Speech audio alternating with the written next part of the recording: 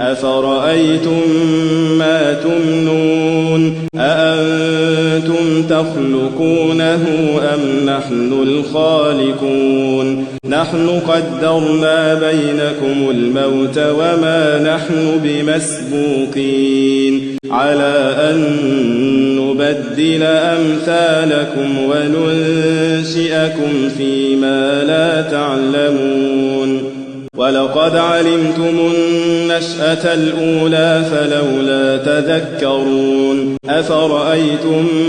ما تحرثون أأنتم تزرعونه أم نحن الزارعون لو نشاء لجعلناه حطاما فظلتم تفكهون إنا لمغرمون بل نحن محرومون أفرأيتم الماء الذي تشربون أأنتم أنزلتموه من المزن أم نحن المنزلون لو نشاء جعلناه أجاجا فلولا تشكرون أفرأيتم النار التي تورون أأنتم أنشأتم شجرتها أم نحن المنشئون نحن جعلناها تذكرة ومتاعا للمقوين فسبح باسم ربك العظيم فلا أقسم بمواقع النجوم وإنه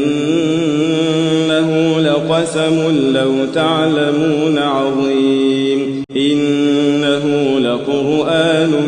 كريم في كتاب مكنون لا يمسه إلا المطهرون تنزيل من رب العالمين أفبهذا الحديث أنتم مدهنون وتجعلون رزقكم أنكم تكذبون فلولا إذا بلغت الحلقوم وأنتم حينئذ تنظرون ونحن أقرب إليه منكم ولكن لا تبصرون فلولا إن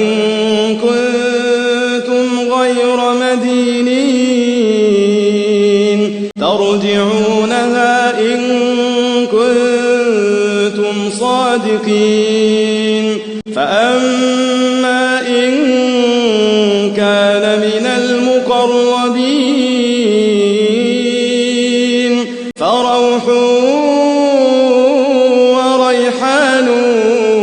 وجنة نعيم وأما إن كان من أصحاب اليمين فسلام لك من أصحاب اليمين وأما إن كان من المكذبين الضالين فنزل من حميم وتصلية جحيم إن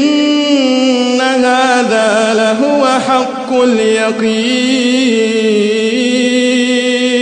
فسبح باسم ربك العظيم